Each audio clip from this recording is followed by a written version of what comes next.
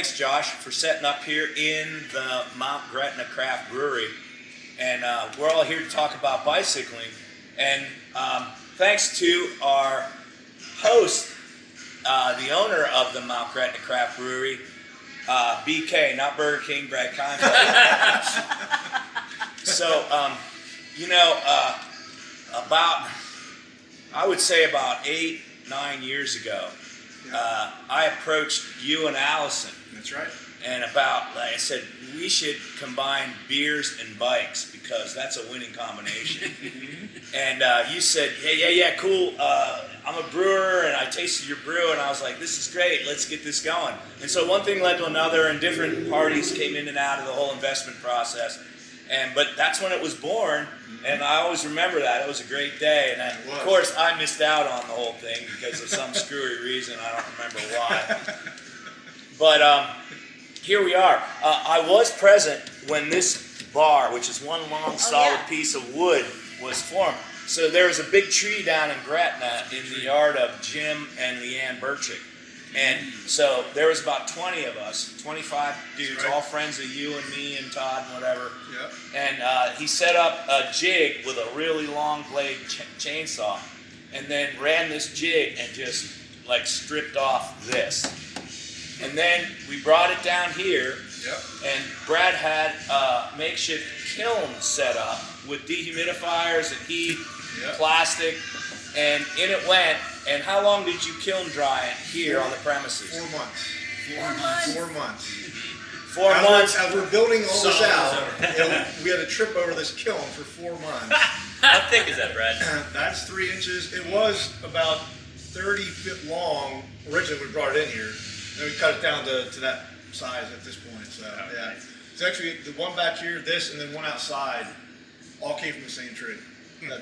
So that's a part of Gretna that we should always, it's now been recorded in the annals of history. That is true, yeah. And it's it's a beautiful piece, man. It is beautiful. And so, yeah, I wish you the best of luck. This has been a great bar, everything's, brewery, everything's been going great. I just had a taste of John's Hemp Puree, and wow, I couldn't believe how awesome that was. Continue on to drink it. No, I didn't touch it when you were on. I swear to God. So, so the reason why we're here is to talk about primarily the tour of Lebanon County coming up, and that's a great event.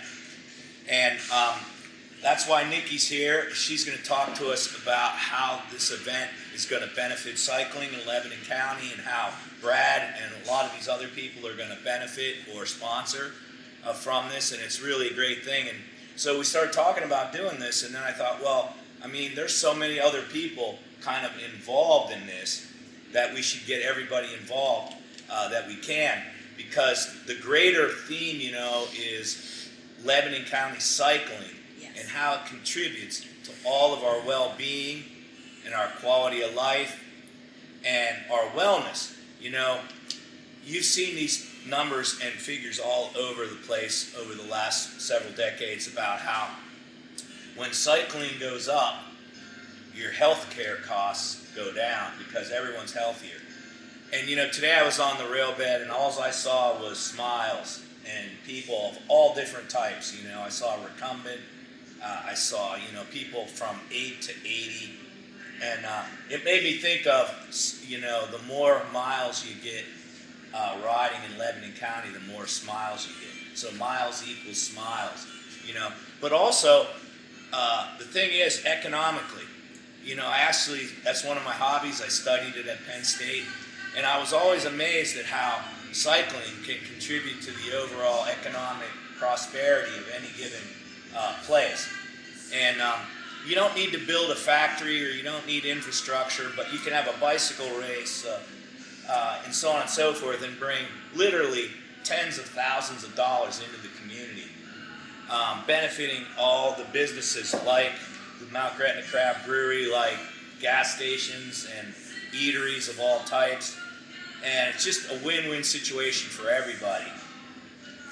And so that's kind of the theme of today's podcast. And we have all these people that have been contributing to that effect. And I'm just going to go quickly around and introduce everybody, sort of, or have them introduce themselves, and then Nikki's going to take it from there and do a much better job than I can.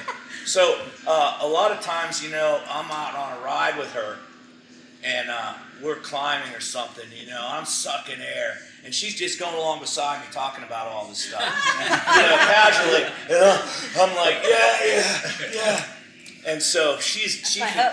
yeah, exactly, because I can't respond. Don't you agree to that, Bill? Yes. And I'm like, yeah. We should do a podcast. Yeah, I agree, yeah. Stop talking. So I'll go from right to left, and I'll start with Ron Burks, right? Yes. And you are here for Lebanon Bicycle Bicycle Recycled. It says it right on his shirt. That's how we know that. Yes. And he's actually filling in for Lori Crawford.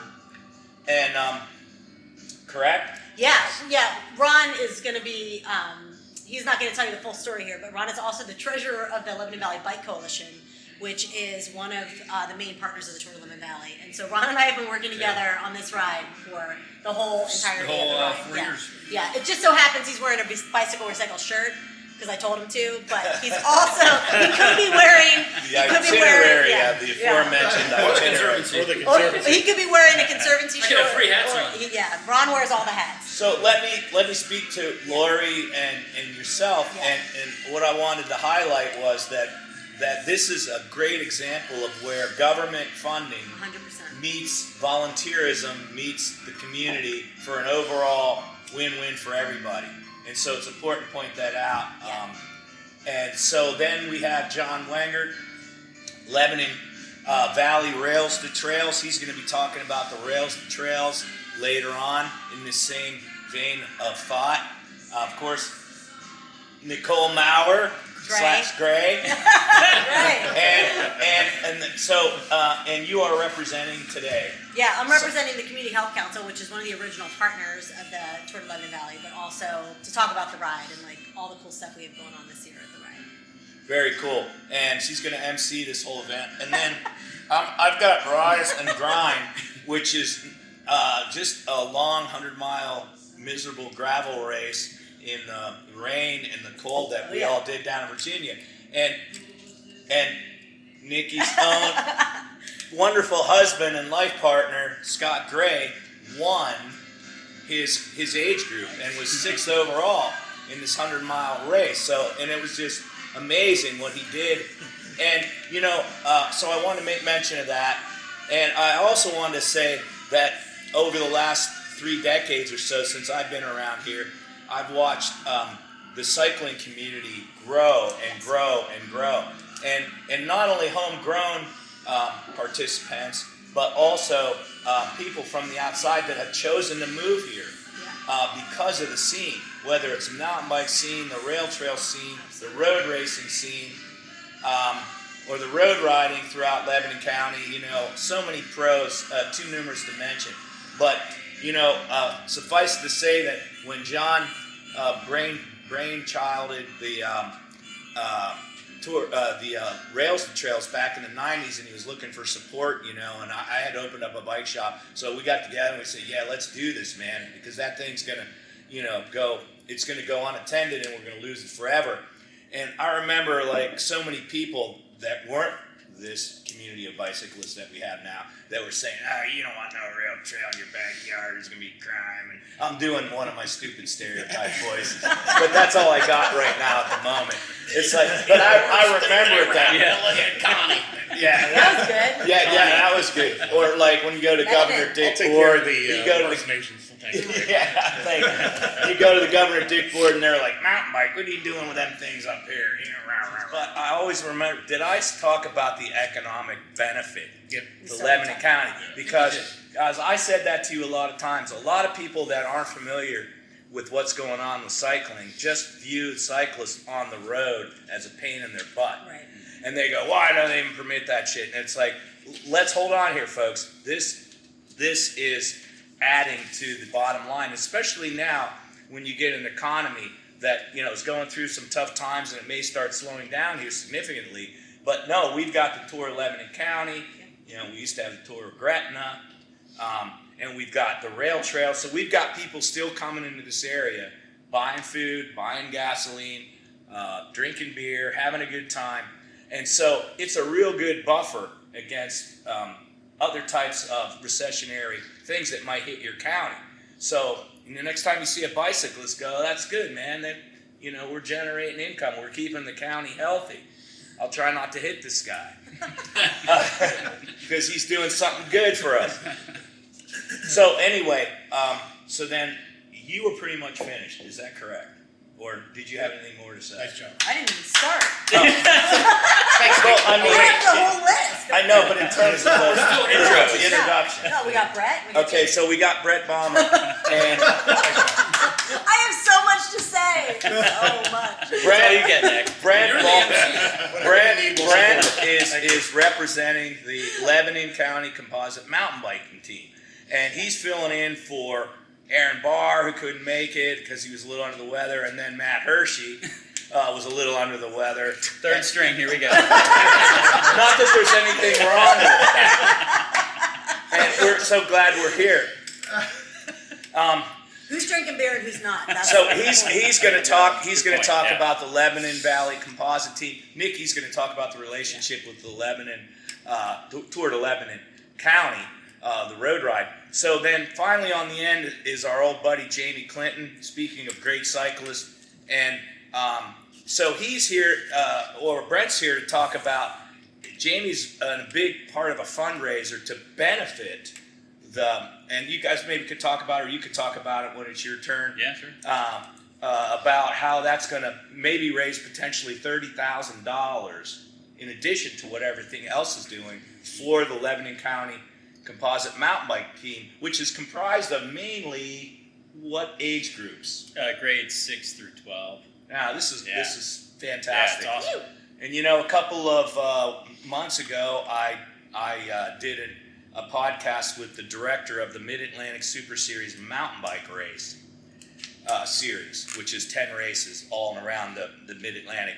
And he was telling me that the most, growing categories are the under 18-year-old kids. So that's kind of a resultant of what you guys are doing. And he also said that there's Cat 1 Pro, and then there's Category 2, and then there's Category 3. Category 3 is kind of like for real beginners, and it's usually a shortened course, an easier course. But what he said is happening is, so all these kids are coming out to do this, and their parents are coming out, and they're saying, hey, I'm here anyway, maybe I'll give a shot at racing. And so the biggest category in this racing series, in the Mid-Atlantic Super Series, is in fact the Category 3. I find that remarkable. Mm-hmm. But I find everything remarkable that has to do with cycling. So that's not so outrageous. But at this point, I'm going to turn over the MC job to Nikki. All right. I say go for it. All right.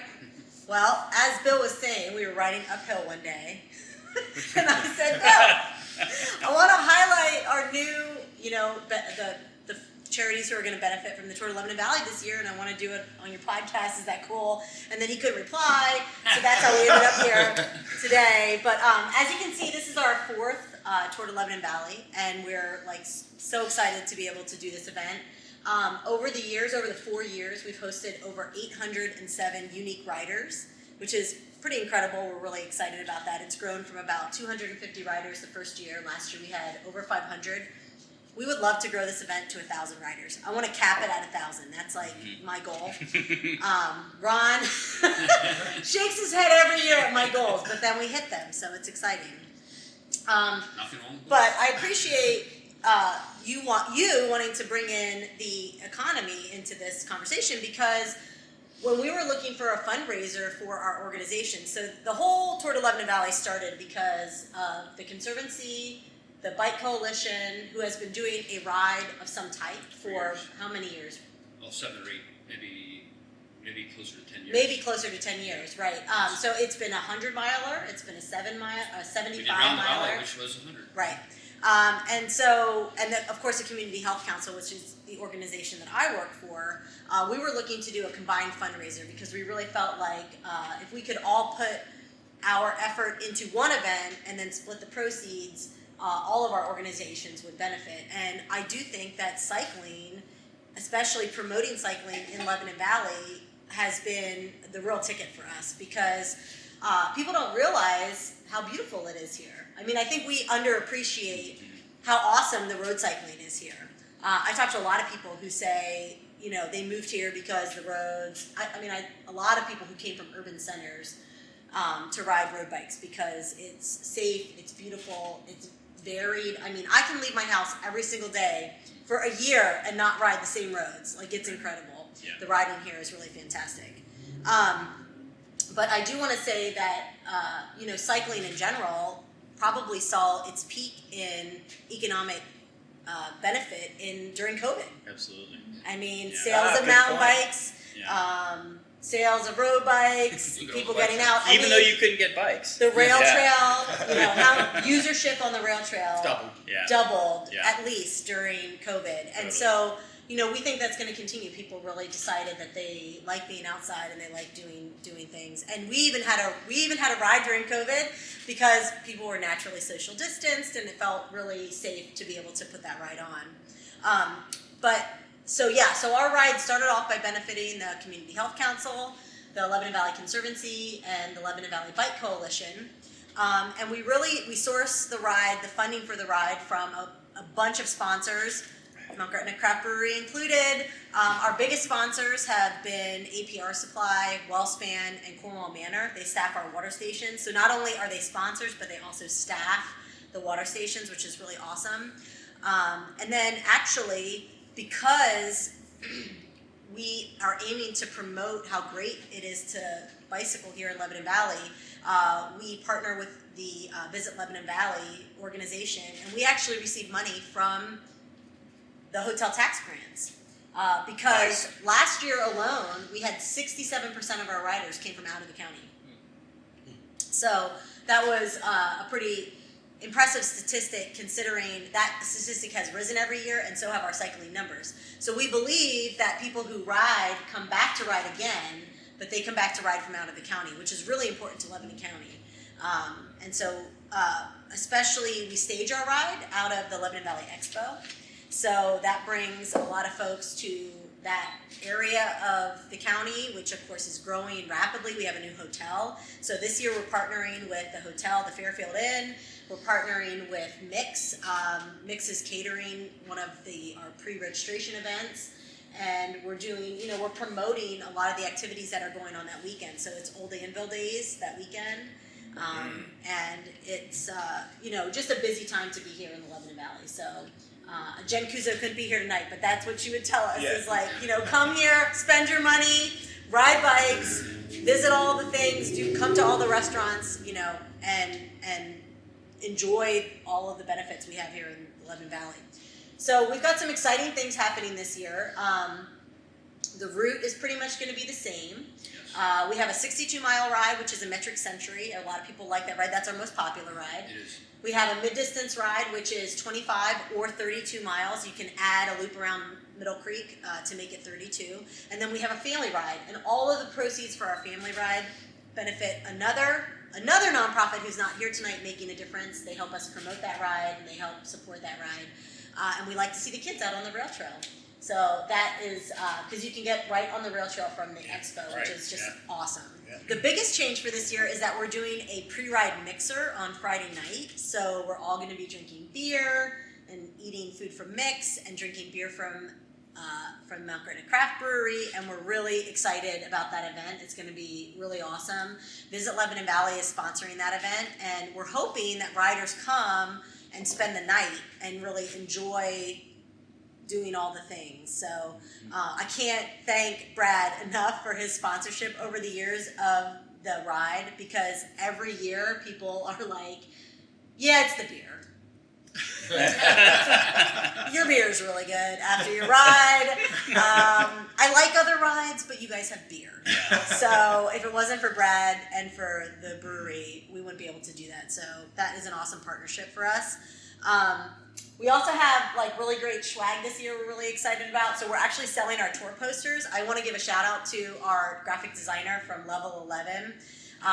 Every year he does all of our ride merchandise and memorabilia, and I just love our posters. I think they're pretty sweet. So that's this year's. That's That this looks year's great. poster. Yep, they all have sort of a vibe, and Yeah. we love them. And so I got to thank Marshall at Level 11 for doing all that work on that. But we have T-shirts, and we have socks, and we have stickers, and we got all the stuff. And this year we're also going to be selling Pilsner glasses that you can drink your Mount Gretna Craft Brewery beer in, and they're going to say Tour de Lebanon Valley on one side and Mount Gretna Craft Brewery on the other side. Wonderful. So that's really Great. exciting.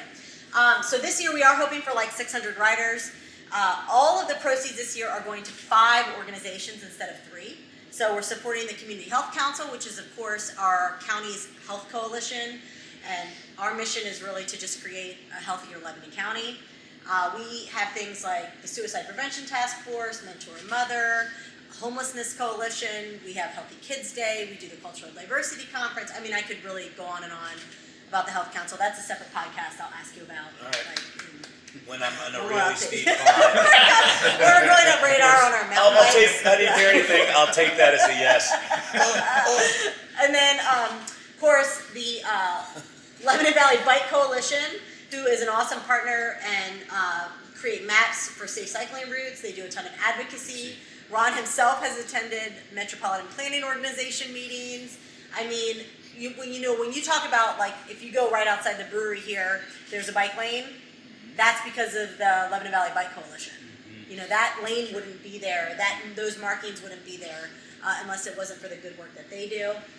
The Lebanon Valley Conservancy, they're also not here tonight, but they work to preserve all the land that we ride by. So we literally wouldn't have any good scenery if it wasn't for the Lebanon Valley Conservancy. And then 2 new organizations. So this is why we have our gang that we have here tonight. So we're really excited to be benefiting the bicycle recycle this year. So Ron is here, like he said, he's representing 3 different organizations, but he's here to talk about the bicycle recycle. So Ron, you want to tell us a little bit about the great work that the bicycle recycles do? Yeah, I'll just wear one hat for tonight. Lebanon, new organization, nonprofit called Lebanon Bicycle Recycle. So the theme is, how do we get people on bikes? So what it took was 2 great organizations coming together, almost like a perfect storm. You had Penn State College of Medicine using the REACH program with their funding and grants to combine with the advocacy of Lebanon Valley Bicycle Coalition. So the 2 of us came together. We got a shop in town at St. James Lutheran Church, 53 Chestnut Street. We have a mobile trailer so we can be mobile as well. But we want to get people on bikes. And how we're doing this is we're receiving bikes from donations. We have a website, we have a Facebook page, we have word of mouth.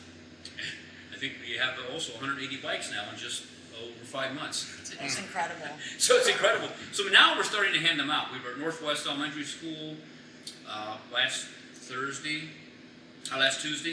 and handed out 9 bikes. We have the middle schoolers from Lebanon High School coming in for 3 Mondays in a row, today being the middle Monday. Those students are earning a bike. They're helping to work on the bike that they picked out, and at the end of the program, they will get that bike. Oh, that's awesome. So yeah, and we're focusing on the youth, but we certainly have plenty of adult bikes as well. There was a need for this, I feel. Laurie and I felt in Lebanon County, especially Lebanon City. Yeah. And with that REACH program from the Penn State College of Medicine, it's making it happen. So we We actually got so many compliments that we needed this, and unbelievable amount of compliments that we're doing this for the community. Yeah, we actually found this out through survey data that people needed bikes. So that was really a response. You know, that's one of the things that we do at the Community Health Council is sort of evaluate our survey data. Certainly, REACH has played a huge part in collecting that data. Yeah. And you know, it was sort of discovered that one of the transportation issues in the county is a lack of funding, sourcing for, you know, inexpensive bikes. Our trick is to now get all those people to be wearing helmets. That's where Well, I, you know, that's where I come in. I should point that out. We don't, when we went to the school last week, we just don't hand the kid a bike and say, Yeah. look, here's your bike, go Yeah. ride it. They have to get fitted for the bike. They have to get fitted with a helmet. Yeah. They get a lock, and they get a pamphlet on riding safely through Pretty town. awesome. So it's a total package. I'm not just giving a child a bike and say, hey, go ride. So, we're in it to be in it for the long run. So- Those kids outgrow that bike, they're gonna need another bike. Yeah. Kids grow fast.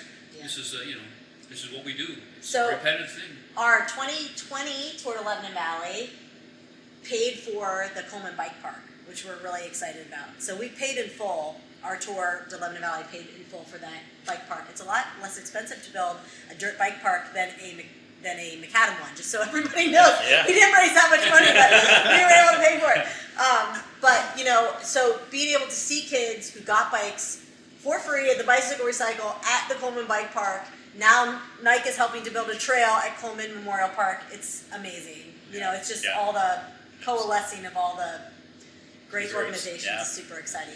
So we are going to do a bicycle recycle collection at Tour to Lebanon Valley. So if anybody has any bikes, if you know anybody that has any bikes, tell them to bring them Bring along. We have a trailer. to Tour to Lebanon Valley to the expo during the bike ride, and we will get them turned over to the bicycle recycle. But you guys also need volunteers. Yes. I'm going to remind you of all the things you need to ask for. We do have some great mechanics, but you know what? You need volunteers, and you need, of course, you need bikes. But volunteers would be great. So anybody with like an above average interest in bikes, mechanics, helping the community. It's like Monday nights. That's it, right? I mean, The shop hours are every Monday evening from 6 p.m. to 8 p.m. yeah. But with volunteers, just like when we went out to the school the other day, Yeah. we need people to help the children fit on the bikes. Someone Yeah. can be fitting helmets and then setting up the road course. We make them ride a little road course too. Yeah. Again, so they just don't hop out in the street and start riding. We set up a little road course and make them ride that successfully with stop signs and cones and traffic signals before they go out on the streets. We're gonna But all all have this to takes do that. volunteers. Yeah. We're gonna all do this after tonight to see. Another exciting project that's in the works. Another exciting project that's in the works that I don't want to go into a huge rabbit hole, but we're hoping to build a traffic garden, just like what you're saying, at the Wingert Memorial Park, which will be on the rail trail, which is going to be great. But a traffic garden is just exactly what Ron is saying. It's going to be a little offshoot of the rail trail where kids can ride, or parents too, can ride their bikes into like a little mock community. Simulate Stop riding in town. signs, Yeah. That's awesome. roundabouts. Yeah, it's called a traffic garden. That's the proper name for it. But we're hoping to install that at the Wingert Park. That's a different event that raises money, so I'll be like, that's in the fall. We'll talk about it on the ride sometime. But yeah, so that's going to be really Ron. great. Can you accept used helmets or not? No, I'll tell you why. Because You never know. well, helmets. A lot of people don't know this, but helmets really only have about a 5-year shelf life. When you're getting a helmet that's used, that person doesn't know how long they have it. Yeah. I don't trust to hand it out to a child Right. or an Okay. adult or Yeah. anybody not knowing the life of that helmet. Or if it And that's one of the most crashed or important things they whatever, need to do is wear a helmet. So Yeah. I don't trust to deal with used helmets. We do have a relationship with Safe Kids though, and that's also out of the College of Medicine, or it's out of Penn State, Yeah. and we can get very inexpensive helmets from them. So. That's been a huge help. We've got plenty of helmets.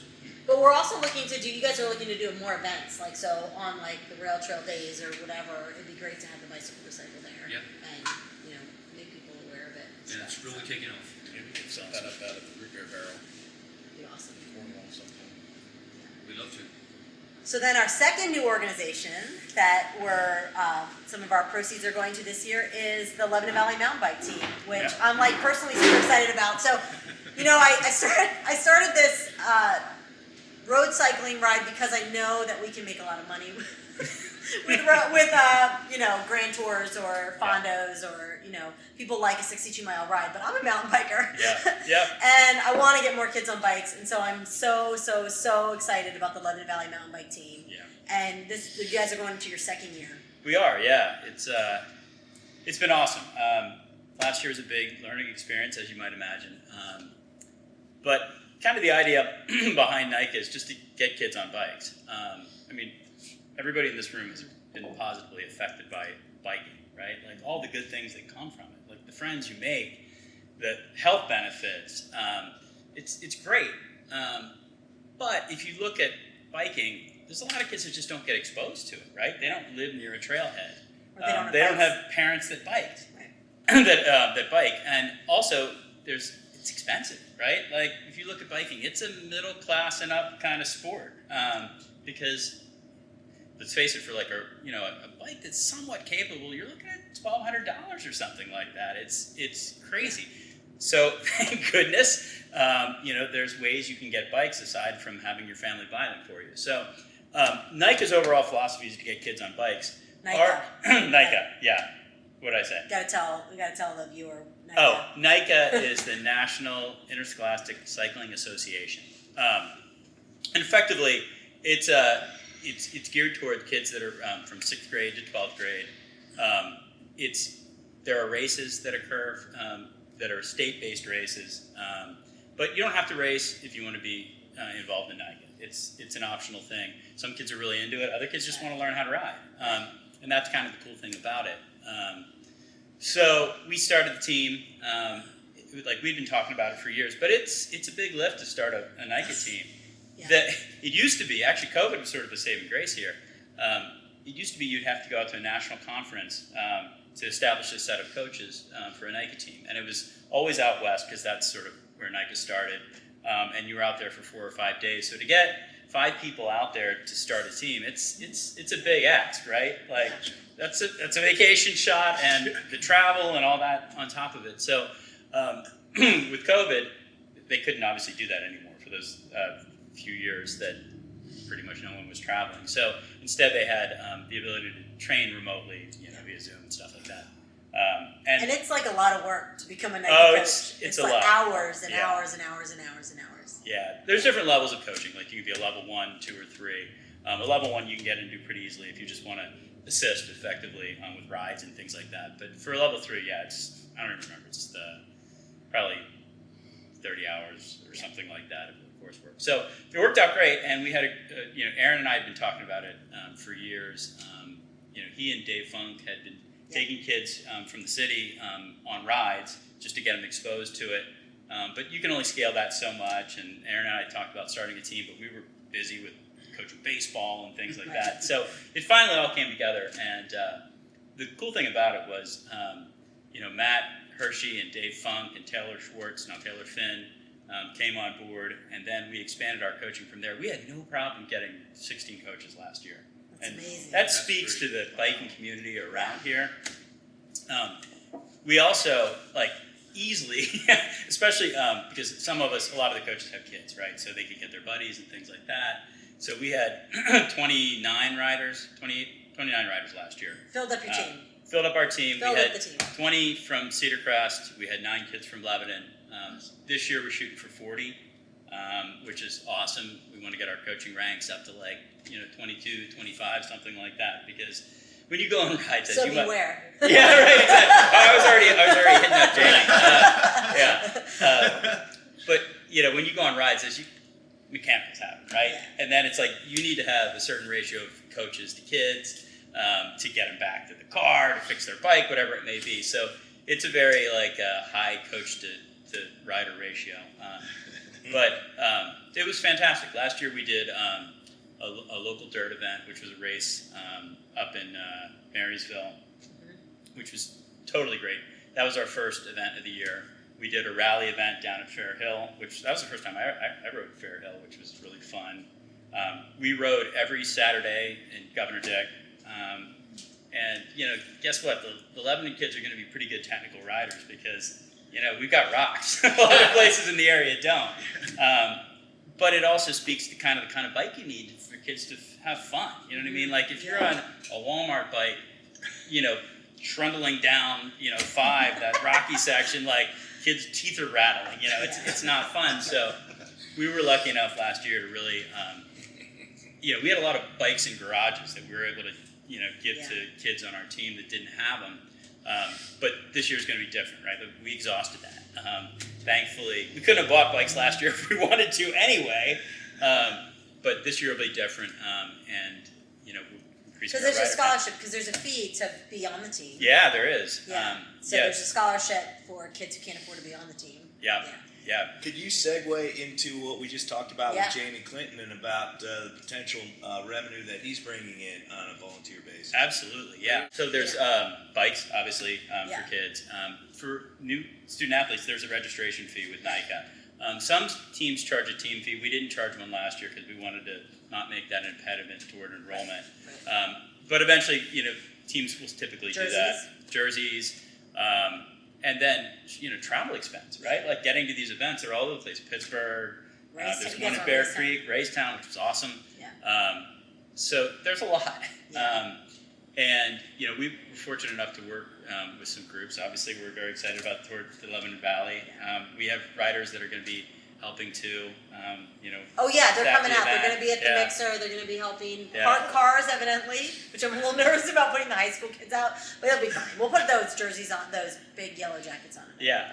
So, but Jamie has And a then good Jamie idea. has some awesome news. Like Jamie this has is a news good to me idea. too, which is great. Yeah, it's news to me too. So we just talking to Bill today, finally got to connect with him, and we're going to be part of our planning this year was to do some sort of organized fundraising or charitable contribution within the local community. And I never like going to like big organizations because I feel like they're always funded and sometimes not well ran. But the cycling community, going back to keeping things close and local. I mean, they've been fantastic with our business, and so I'm like, we starting here, we're going to give back in the community of cycling, which is where my heart and passion exists. So it was kind of interesting, like listening to you guys talk about the cost of the team and what it takes, and and so anyway, we stepped up and said we're going to get involved. We want to do some organizing, get some money back to the team. So I started doing some research, trying to figure out like who would help us. Not many bike companies were too excited about doing anything, which even though they had all these fantastic years over through COVID, raising, selling all their products and money, but so we came across a company. It's called Outride. They do a grant matching. Yes. They match 15,000. Yes. So that instantly became my bar to reach. I'm happy to say that as of today, we have actually just for some of my good local vendors that I work with, we raised 10 grand to date, and we're hoping to from June 26th do a group ride. There'll be a gravel ride, a mountain bike ride, and then heading back for some food and drinks, and raising $50 tickets, raising the last 5,000 through just the community. So, and then that 15,000 we want to apply to the Outride Fund. Pending that it gets approved, we can get 30 grand into another engagement. Woo, woo. Yeah, it's awesome. Yeah, I know Outride. They're really cool. It's specialized. Yeah, It's specialized, exactly. and they have Ride for Focus, which is really cool. They do their they have done a ton of research on kids with ADHD and bike riding because cycling is mixes both sides of your brain, and it's really good for ADHD. So we'll put the link too. Can we put the link into the? Yeah, so what would be that link that viewers want to go to? And let me mention, before you give them the link, that on June 26th, put that date in your calendar because we're going to be up at the Mount Gretna Hideaway, 9 o'clock. 9 o'clock, and we're going to go for either a mountain bike ride Or or a gravel ride. And both of us will be there. Yeah. And then afterwards, we're going to go to the Hideaway. And if you buy a benefit ticket to do all this, it's going to benefit the Lebanon County, composite mountain biking team. And we're also going to, have a little something to eat with that ticket. And of Where's course, this place? there'll be beer at. It's the Hideaway. it's right on 117. I know where that is. Mount Gretna. Yeah, Yeah. Mount Gretna. Yeah, it's in Mount Gretna. It's called the Hideaway. Is that this way? It's up over the hill. Oh, That's right. And so anyway, we're going to all be there June 26th, so come on out, buy a ticket. You know where the benefit is going to go. Like Jamie said, some of these larger organizations, you're not quite sure, where your money's going. But this is a great case because it's going right here. You can see it. 100% back to the 100%. Actually, it could be 200%. It's like betting on black, right? Yeah. So Yeah, that's right. Just double your money. And we'll have some burger and some beer at the Hideaway. And It's just going to be a great day. So put that on your calendar. And the link we'll get to you. What is the link that they want to go to? I don't know. It's this one. Yeah, well, we'll get it. Details in the description below. But you could also go to tour2lebanonvalley.com. Yes. We'll put it on a Tour to Lebanon Valley. Yeah. I'll put it on the Tour to Lebanon Valley website. So that's a great segue. So since I know you're taking notes, why don't you summarize what we've got going so far until we talk about with John and the rail trail? Well, so Tour to Lebanon Valley is on June 11th this year. We've got a metric, a mid-distance, a family ride. You can sign up. Benefits 5 local organizations. We're going to have a pre-ride mixer on Friday night. It's going to be super fun for people who are registered, but maybe people who aren't registered. And who's bringing Just the come beer? on. Mount Gretna Craft Brewery is bringing the beer. Visit Lebanon Valley is going to be there. It's going to be amazing. Mount Gretna Craft Brewery is also going to be there after the ride. Also, Domino's Pizza and beer. That's like our winning combination for the Tour to Lebanon Valley. People love it. Dave Heilman's going to be playing music. I know he comes and plays here a lot, and everybody loves him. So come see Dave Heilman play, even if you didn't ride in the Tour to Lebanon Valley. You can buy a beer at the Tour to Lebanon Valley. We're happy for that also. And we're hoping to get a lot of riders out. And don't worry if you're inexperienced, because part of the fun of the tour is learning new roads and being able to do it in sort of a safe environment with lots of other riders. Ron just met today with PennDOT and let them know our tour route, and We're gonna have some signs up at tricky intersections to Yeah. warn the drivers. so Drivers and cyclists don't always mix. and so we always do like we always dog. put ads in the newspaper, and we get it on Facebook about being careful on that morning. Yeah. And we try to make We it go a to the safe municipalities environment. too for police service. Yeah, Ron personally goes to all 14 municipalities to tell them what our route is through their region. Yeah, I know. He's like So they're a aware. star volunteer, and he's They are like the aware. most amazing guy ever. But I wanted to say that the word I wanted to use earlier was return on environment, because that's really the key to the rail trail, is the return on environment. Like, people don't realize the economic value of having a 26-mile contiguous rail trail in our county. Yeah. Basically a linear park. Yeah. Yeah. So that's a great segue. John, tell us about what's going on with the Lebanon Valley Rail Trail. So there's a lot going on with the rail trail.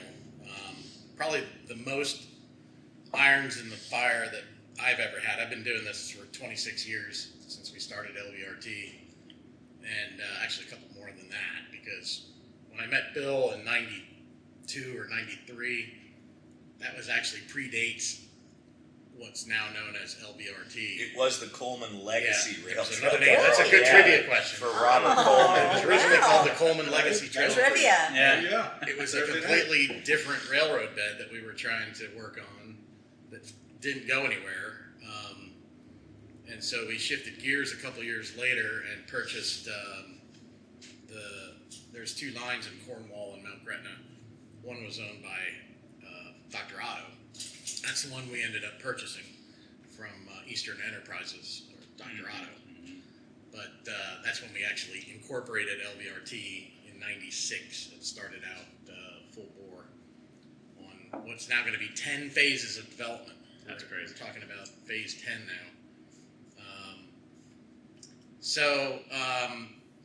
There's a lot of stuff going on. We have several different grants. There's a map. If you go on our website, you can check out this map, as well as these handouts that I gave the folks here that talks about the status report. And I'm not gonna go through this in every detail because there's a lot of information here. But you can access this on lvrailtrail.com and check it out. It gets updated pretty much monthly by Tom Cote, who's one of our board members. So what it's all about now is closing the gaps. So there's a gap in the city of Lebanon. That's phase 6, which is the orange line right there in the center. That's fully funded, and we'll start work this fall on that. It's a pretty expensive project because it's going through the city and involves sidewalk reconstruction, widening of streets, And a things cool like that. pocket park. And a pocket park for my dad that we're gonna that will straddle that phase 6. It's all going to be developed concurrently. And then up north, we're really excited about what we call Phase 10, which is going to connect Jonestown to Lickdale along the Swatara Creek. Yeah. That's awesome. We're actually clearing that now. You can actually walk it now. It's opened up. You probably could ride it. There's a couple big trees, but it's rideable. We own all of that now. Just recently completed 2 easements at the Lickdale end that will enable us to connect to Swatara State Park. Wow, that's It's huge. huge. I mean, it's that section is going to be the most scenic section of the trail. It's right along the creek, and it's pretty much. So to get up to that intersection from, let's say, Mount Gretna, it's all contiguous. And how many miles are we talking? Mostly. It's not. There's a missing piece in the middle, Phase 8. That number 8 there, you can't ride through there because there's some private property in there.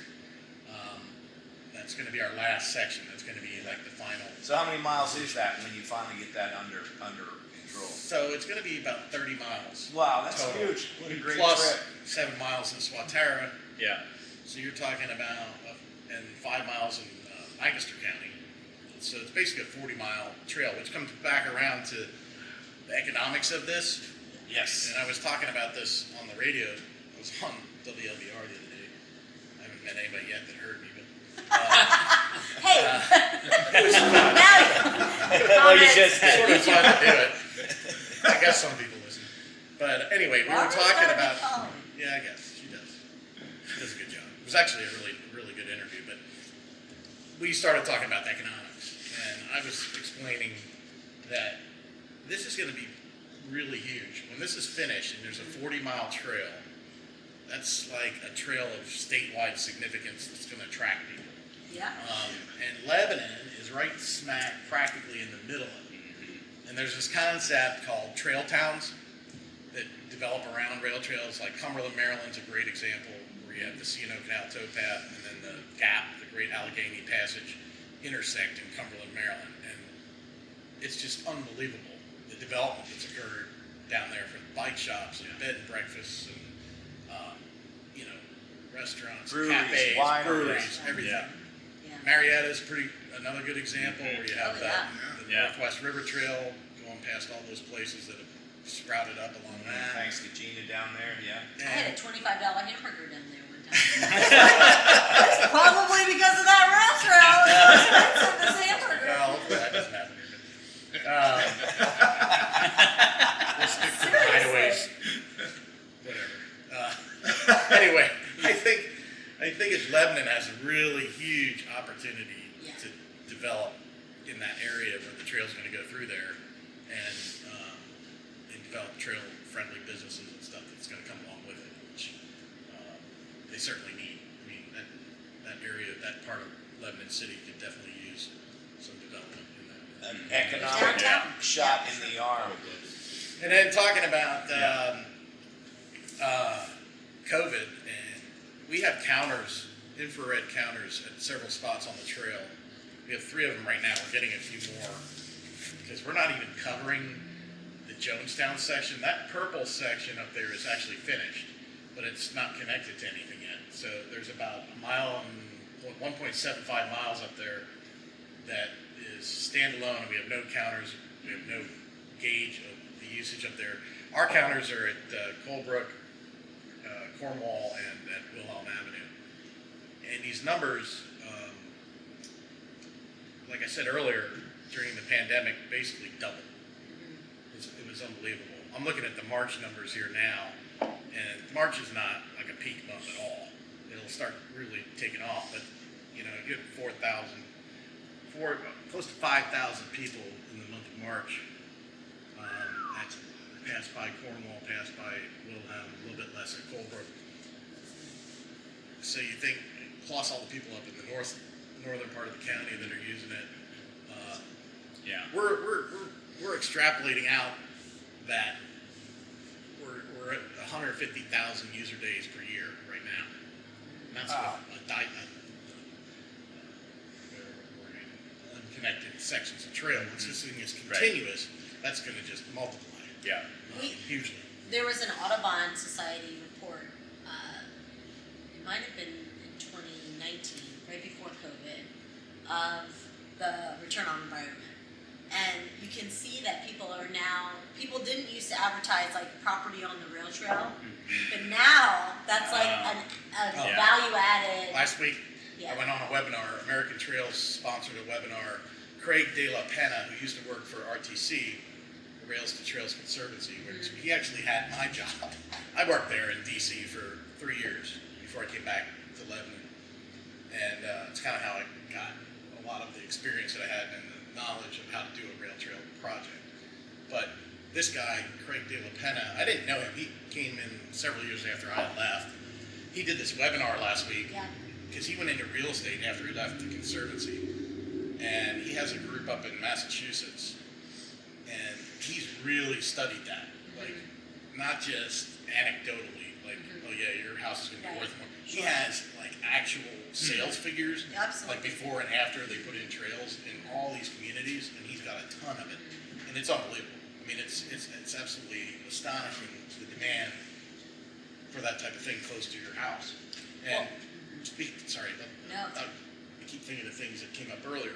Cornwall Manor. I've talked to people there that moved into Cornwall Manor Yeah, there you go. because of the trail. Exactly. They're from, I don't know, these people are from Ohio, I think, or Indiana. And they're like, yeah, we researched a bunch of places, retirement homes, and we saw this one had this rail trailer running right through it. And so that's the main reason we're here. Well, and I see a lot of that. So one of the things that the Community Health Council is working on is a housing study, because we haven't had an updated housing study since the comp plan wasn't even just a Lebanon County specific housing study. It just included Lebanon County out of like a 3-county a 3-county study.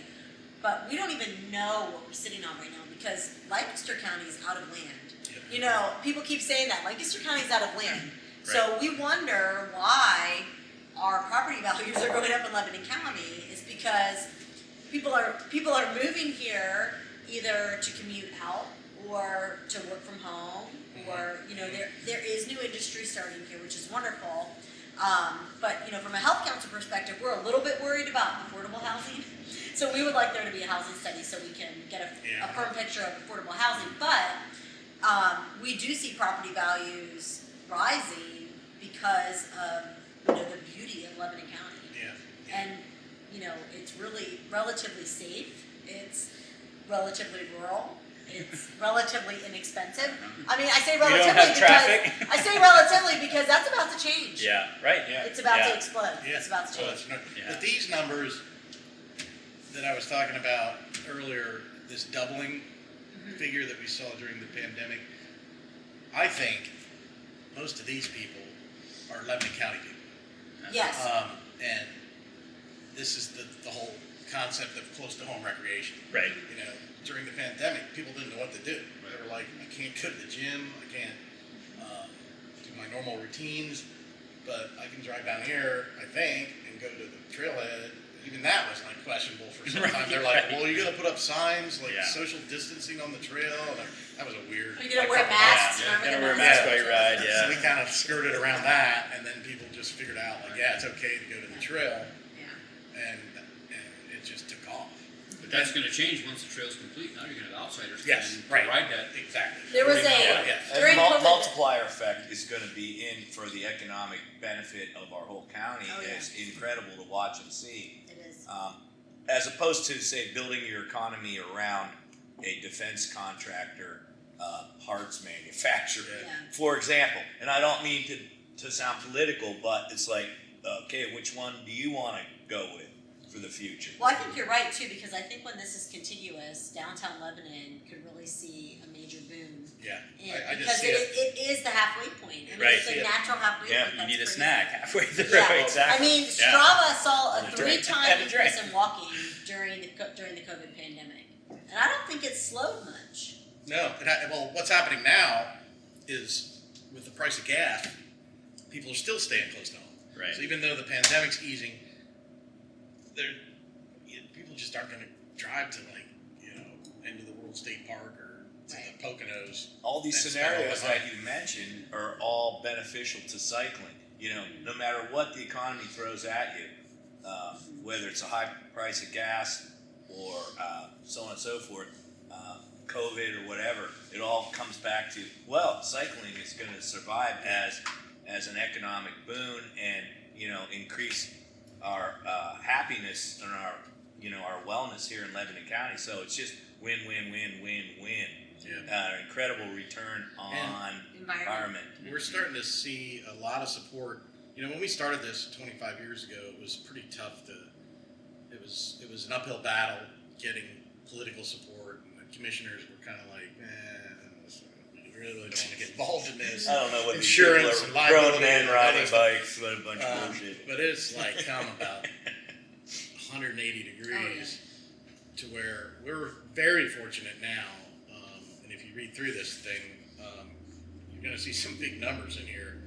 It's gotten a lot more expensive to build the trail because a lot of times we're using PennDOT transportation funds, transportation alternative monies, because that's the bigger pot of money. Like DCNR is the other funding source, but what the model we've kind of zeroed in on is we use DCNR money for the design, for the engineering, which is about 20% of the project cost, because their budget for Lebanon County, you're going to get hundreds of thousands in grants, maybe 150, 200.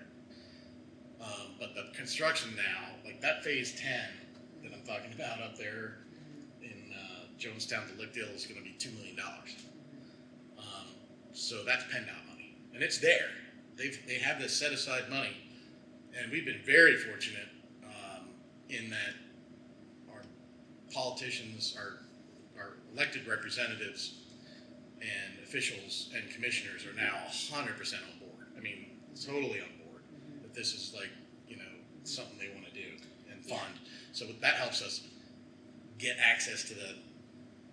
We're competing with Montgomery County and Chester County and Pittsburgh for these big grants, and we're doing pretty well. Yeah. We just got 1.3 million of transportation money last week for the 22nd Street Bridge in front of the mall. That's going to be replaced as part of the trail, where you cross over to Boscov's, and the whole road's going to be realigned. The trail's going to come down Chestnut Street and go across a new bridge over to the mall. That's big bucks, you know, and we're getting it. We've been pretty successful. Thanks I've to, heard on multiple occasions people refer to it as the magic triangle of a nonprofit, the county, and PennDOT, which in most counties doesn't happen.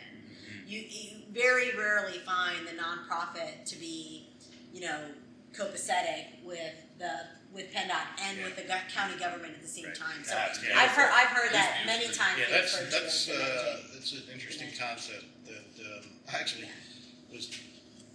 I learned that concept at RTC in DC when I was working there, and it was the key that we stressed with people all over the country. You need to have, because sometimes what would happen is like a guy from the planning department would call me and say, "There's this rail bed here in whatever Waukesha, Wisconsin. We want to make it a trail. What do we do?"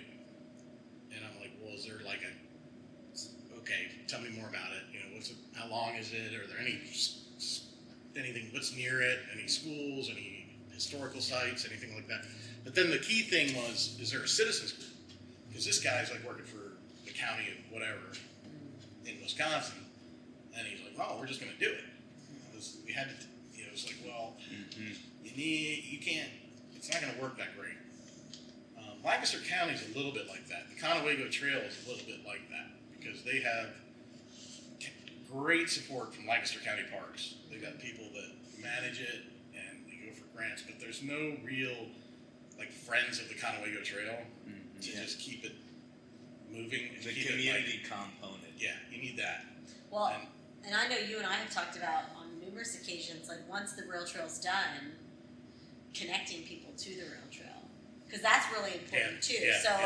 There's a bunch of like these sub-projects going on that a lot of people don't know about, where we're already doing the feasibility studies to get people to downtown Lebanon, or to get people from Veterans Memorial Parkway, or to get people, you know, there happens to be a rail bed that runs east to west. Yep. Yeah. You know, it's Yeah. like, you know, I am dreaming huge here in Lebanon County in terms of like connecting Yeah. people to the You talked about like destinations and people coming together for these, traveling to these rail trail Yeah. communities like Lebanon. Like, but I feel like the one element, because as a realtor, like I'm thinking like, short-term rentals are very popular, and I feel like too many communities don't have a policy in place for short-term rentals. So like as part of like the influx to handle that, like don't let them go to hotels, but like let them reinvest into individuals in small towns. People that are buying property along these rail trails. Yeah. Because you guys have already invested in the Alcoa connection, which could potentially connect to couple of big housing developments on the. Yeah, there's a lot of different side trails possibilities, and we're constantly being asked about that. We're trying to focus. Yeah, you on gotta the get main- the trail done. The main, we keep Yeah. Gotta trying get to the trail done. focus But on once that the trail's first. done, can you picture moving people to the trail? I know Campbelltown has been very interested in connecting to the trail. Like they're already talking about that. That's Yeah. where Mount Gretna Craft Brewery is for the viewers who don't know. Yeah. But I just found because out- that would be amazing. Different spurs adding to the. Super connectivity. Yeah. I love it. I just found out last week that I always thought that this rail bed ended at 81 up above Yeah. Swatara, but I found out last week that it actually goes under 81. It continues. This thing actually goes all the way to Stony Sweet Valley? Hour Lake, Oh. which is Pine Grove. Mm-hmm. And I'm like, oh my God, you gotta be kidding me. You're not done yet? We have to get the Keep level. going. I thought we were going to be finished by like 2026. So, this has been so informative. I loved it, and hopefully all you guys gleaned something off of it out there in viewer land. And I'm not quite sure how to end this at this point. I mean, I'm having such a good time. I don't want it to end. Ride bikes. Cheers. Donate. Yeah. Ride bikes. All right, first of all, let's cheer. Yeah. Let's chin chin. Chin chin. Thanks, Brad. Cheers, guys. Hen. All right. And Shout out to Hen. and He loves- I he guess I guess I can obviously thank Now with everybody. beer. Ron, thank you. John, thank you. Rail Trail, Nikki, of course. Myself, Brett, Jamie, Brad, being a gracious host. Thanks, the Brad. the best ever. This beer is wonderful. Happy to have you guys And here. if anything, you guys got to come out and drink some beer and entertainment on Friday nights, bro. Absolutely. So, Josh, thank you for coming out today. I know Thanks, Dave Highland. you're a busy man. Saturday. Dave Holland was going to be on Saturday. But So, thanks, Josh. So, do you have any words of wisdom for us? Come on, man. How do you want to end this? Do you want to do a Come group? out. Look, listen. You can Come out either for ride Tour road 11. bikes with Tour Lebanon Valley. Yeah. You can ride mountain or gravel. Mhm. You can volunteer a bike. You Yeah. can volunteer on the rail trail. You guys are always looking for volunteers. You can ride the rail trail. Yeah, I should have mentioned that earlier. You You can give money to the rail trail. Wait, you can ride the rail trail?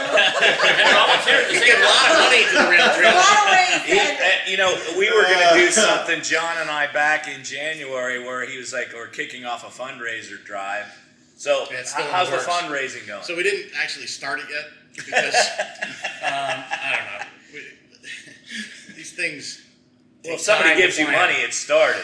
We do need to do another. We've done 3 private capital campaigns in the last 25 years, and we raised like $500,000 each time. Wow, that's great. So that's important too, because that's matching dollars for our grants. Yeah. You need that, and it got us a lot of traction politically. When you throw your own money into it, when you're raising that kind of money in the community, the commissioners take note of that, and they're like, the people giving us money are the friends of theirs, so that's good.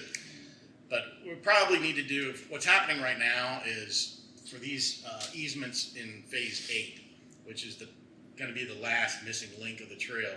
There's still probably a half dozen private property owners where we're negotiating easements to reestablish the public right on the railbed. Unfortunately, when they watch this podcast, they're going to up their number. Well, they're going to go, wow, so I didn't realize it was that important. They already did.